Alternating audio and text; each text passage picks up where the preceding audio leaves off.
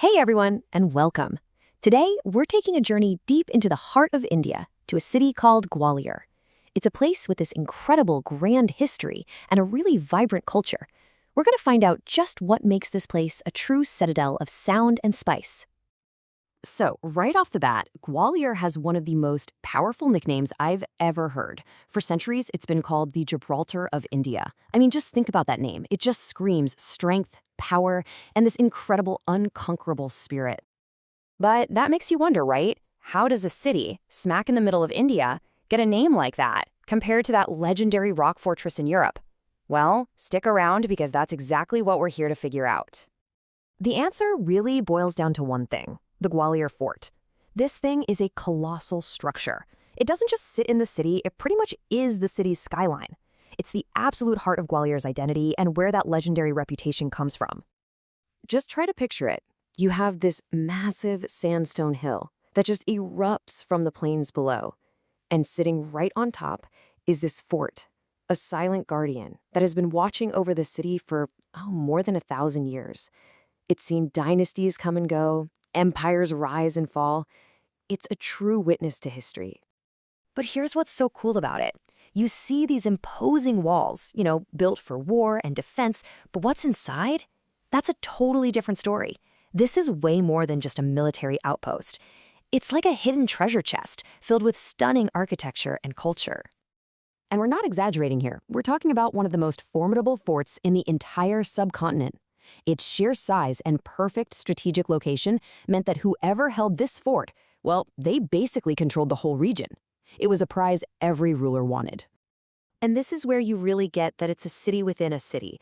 You've got these beautiful Hindu temples, a major Sikh shrine, and incredible royal palaces, all living together inside these same walls. From the amazing blue tiles on the Man Singh Palace to the really unique designs of the Sasbahu temples, it's like walking through a living museum of India's diverse history. Now, the fort tells the story of Gwalior's ancient power, but if you head down into the city itself, you'll find a whole different kind of grandeur. This is where you see the legacy of the Scindia dynasty, the royals who ruled Gwalior for centuries and left behind a palace that is just breathtakingly opulent. And this is it, the Jai Vilas Palace. Built in the 19th century, it feels like it's from another world compared to the ancient fort. It's this incredible blend of Italian, Tuscan, and Corinthian styles. Honestly, it feels like a little piece of Europe was just dropped right into the heart of India. But the palace is most famous for what's waiting inside its main hall. Check out this number: 3,500 kilograms. That's about the weight of 3 cars. And that's the weight of each of the 2 massive chandeliers hanging from the ceiling. They're the heaviest in the world. The level of opulence is just mind-blowing. Okay, so Gwalior's identity isn't just carved in stone or hanging from gilded ceilings. It's something you can feel in the air itself. This city has this incredibly deep, profound musical soul. And you know why? Because it's the birthplace of an absolute legend of Indian music.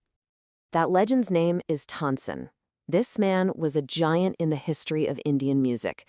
He was one of the famous 9 jewels in the court of the great Mughal Emperor Akbar. And his compositions, well, they basically laid the foundation for Hindustani classical music as we know it today. He's a huge deal. And the amazing thing is, Tansen's legacy isn't some dusty old memory. It is alive and kicking today. His tomb is actually a pilgrimage site where musicians from all over come to pay their respects. Every year, there's a huge music festival in his honor.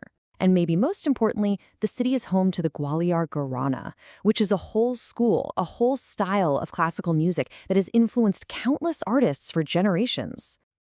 So we've seen the history in the stones of the fort, we've heard the legacy and the music, but what's Gwalior actually like to walk around in today? Let's dive into the city's modern vibe and, of course, its delicious food. You know, what's really cool about Gwalior is this amazing mix of old and new. You can be wandering through these ancient lanes where you can literally feel the history around you, and then you turn a corner and suddenly you're in the middle of a crazy, bustling market before popping into a modern cafe. It's got it all. And you can't really get the vibe of a place until you've tasted its food, right? This is the spice part of our title. For breakfast, you've got to try poha. It's this light, savory, flattened rice dish. For a snack, the classic combo is a crispy, salty kachori with a sweet, syrupy jalebi.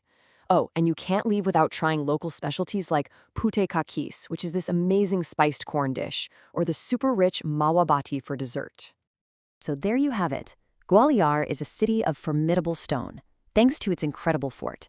It's a city of timeless sound, still echoing with the genius of Tansen, and it's a city of amazing spice, which you'll find in its lively streets and incredible food. It's a place where truly every single corner has a story to tell. Which leaves me with just one final question for you. If you went, what story do you think you would find?